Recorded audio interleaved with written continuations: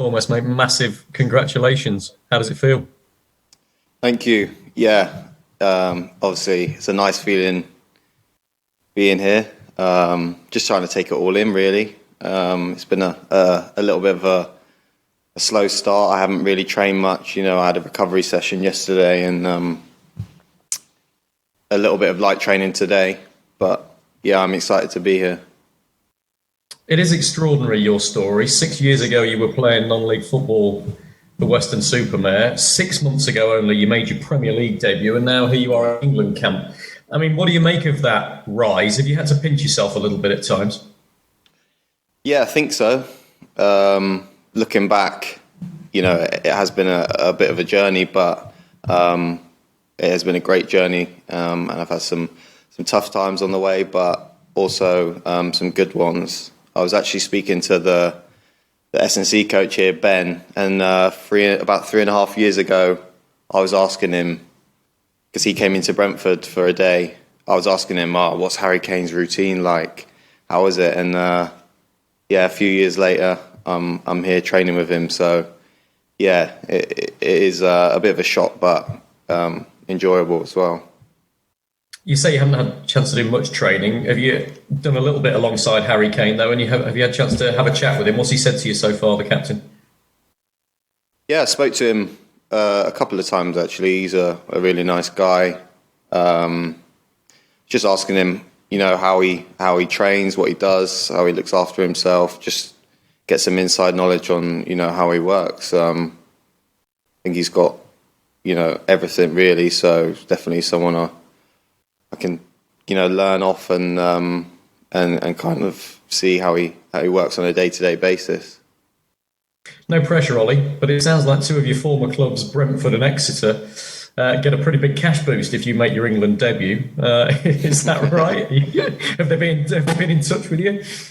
No, I don't keep in touch with them about things like that. But yeah, I hope they do. Obviously, I hope I make my debut, and I hope that can help them in the future. Two clubs that helped me develop and played a massive part in my career. So I only hope they get something out of it. I mean, absolutely no disrespect to San Marino or Albania here, but from a striker's point of view, they'd be kind of dream opponents to make your England debut against, wouldn't they? You'd get a few chances, you fancy. Yeah. Playing against any team, it would be a dream to make my debut. And yeah, like I said, any game for England, it would be a dream. But I think the main focus is obviously to win. And if I get on the pitch, then I'll try and make the most of it. There's been a bit of carrot and stick from Gareth Southgate, and I guess that's because we're so close to the Euros. Only 5 games before the Euros start from an England perspective now. And he praised you really highly when he called you up on Thursday. He talked about your speed, how well you press the game, the runs you make in behind. But he also said he thinks you need to improve your link-up play. I don't know whether you heard that, and if so, what do you make of it? Yeah, I think it's all true. I feel like pressing is one of my strongest attributes. I like to show energy and get around the field. But also, I feel like I do need to improve my link-up play. It's something I spoke to the coaches and the manager about at Villa. And yeah, just trying to be a little bit more clever, really, and win fouls and bring other people into the game quicker. So something I'm trying to work on, and hopefully I can improve that. Good man. Listen, I've got to ask you on a fairly serious topic about the debate that's happening at the moment between whether players should kneel or stand before a game in solidarity with the campaign for equality. I mean, your Villa and England teammate Tyrone Mings has done a special interview with us on Sky Sports News where he says for him, the image of players kneeling before a game is still very powerful and he wants to continue it. Scotland, by contrast, have said that they've decided they're going to stand before all of their internationals in this international break. So what's your view on it? What do you think is the strongest image? It's hard to say. I have my own opinion on it. We've actually got a team meeting about that tonight, and I'll keep my views to myself. But I think everyone has their own different opinions, and like Tyrone said, and delivered really well. I think it's important that we keep doing it. You know, it's a very touchy subject, and I think it's a very powerful message that people are still talking about it, and it reminds people, you know, why we are doing it. Good man. Last one from me, if that's okay. As I said there, just 5 games to go before the Euros. You're in the squad now, and we don't know what's going to happen. Injuries between now and then, but this is a heck of an opportunity for you. Do you start thinking that you really want a place in that Euros, and that's the target now? Is that in your mind as you come into this England squad for the first time? Yeah, I'm not trying to think too far ahead. I just take each day and training session as it comes, you know, focus on the next. That's what I always got told. So I'm just going to try and enjoy this week, you know, work hard and make a good impression, and then see where it goes from there. You know, after that, try and perform well week in, week out for my club, and then see what happens. Best of luck, Ollie. Thank you. Thanks, Rob. Next, we'll go to Ian Dennis of BBC Sport. Hi, Ollie. Good to meet you. I've read a lot of articles about you lately, and in fact, I heard Clinton Morrison on BBC 5 Live talking about how hard you had to work as a youngster, particularly at Exeter. I know you're only 25 now, but what would your message be to any youngsters? And is that catchword, that buzzword, still relevant to you? And did you think about that on that long journey down? Must be at least a mile, as the car must have driven you into St George's Park. I think just to keep believing, as cliche as it sounds, I think you need to have that self-belief, but also you're never actually that far away, as far away as you think, sorry. There was times where I was, you know, York away, sat in the stands and thinking, I'd get me on the pitch, you know, playing in reserve games, but it only takes one injury, you're in the squad, and then if you take your chance, I think you find your feet and you could become a regular. So that's what happened for me. And yeah, I took my chance. I played well in the games I did, and then I ended up moving to Brentford, and it went up from there. So just to keep believing in it and work hard, really. And you've only done that because indeed there was a headline 7 years ago on the Exeter website that it says, "I want to prove what I can do," and you've clearly gone on to do that. I just wonder, where do the levels of desire have come from in you that you've shown in your career so far? I mean, who's inspired you? Who has been a great influence to you that you're such a driven individual? I'd say my family, really. I've always wanted to provide for my family, you know. I've always wanted to put my family in better positions, so that inspires me to work hard every day and just try to become a better person, really. If you have a bad training session, I want to have a good training session the next day and make up for my mistakes. But like I said, yeah, just my family, I just want to make them proud. Next, we'll go to Carrie Brown of BeanymanSports. Hello, Ollie. How are you? Yeah, I'm good, thank you. How are you? Very well. Great to see you in the England setup. I think after the Liverpool match, we talked about some of the advice. I'm not sure if it was your old Western or your old Exeter City teammates had given you about facing Liverpool. What advice do you remember that they gave you then before you scored that hat-trick? And what advice have they given you coming into the England camp? No, it was actually one of the lads I used to play with. He messaged me before and said, "All the best against Van Dijk tonight, mate." And I said, yeah, I know. And then a couple hours later, I come off the pitch scoring a hat-trick. So I text him saying, yeah, it went well, didn't it? Yeah. But it's nice. Obviously, I spent a lot of time at Western. And I think that played a big part of my development.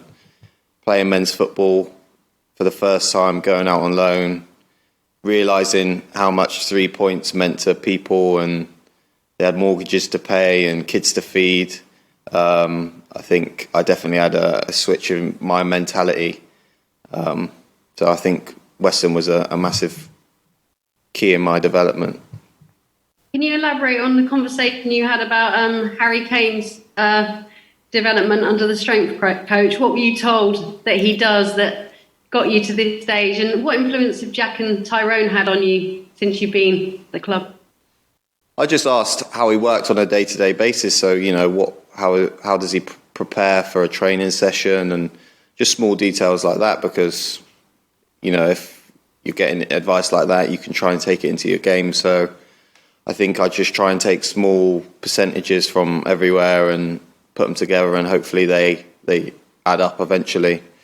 And then moving on to Jack and Tyrone, they've both been helpful to me. As soon as I went into Villa, Jack being the captain, I think straight away you can see together we have a good link up on the field, and I feel like he's really helped me this year settle in. And then Tyrone's taken me under his wing in this camp. So What's he said to you?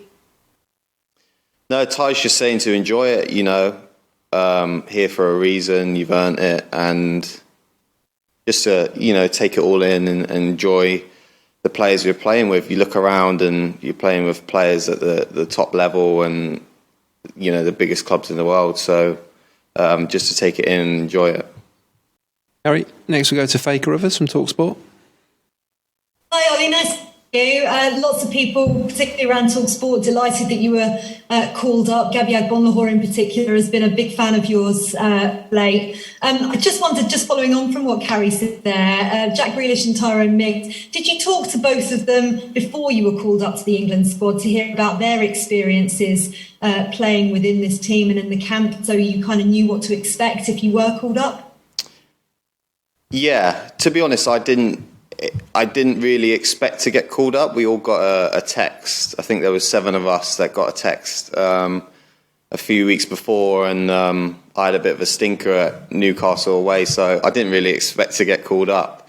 And then when I did find out, I was over the moon. I was just asking him what training's like and, how the boys are. But, just general questions, really. And did it give you a bit of insight as to what the players have been like, and what have been your insights so far? It seems like all the boys get on really well. Everyone's young and hungry to improve. That's the opinion I've got of them so far. And it's a good environment to be in. Just finally, having seen what Dominic Calvert-Lewin was able to do when he was brought in for the autumn internationals, does that inspire you and make you think that you could have a chance to get into this Euros squad if you do all the right things and impress everybody? Yeah, I'm just focusing on the next training session and taking each day as it comes, really. But hopefully, if I get the opportunity to make my debut, that I can perform and just play well, really. Brilliant. Thanks a lot, Ollie. Good luck. Cheers. Thank you. Thanks, Faye. Next we'll take one from Dom Smith of englandfootball.org. Hi, Ollie. All right? All good, thanks.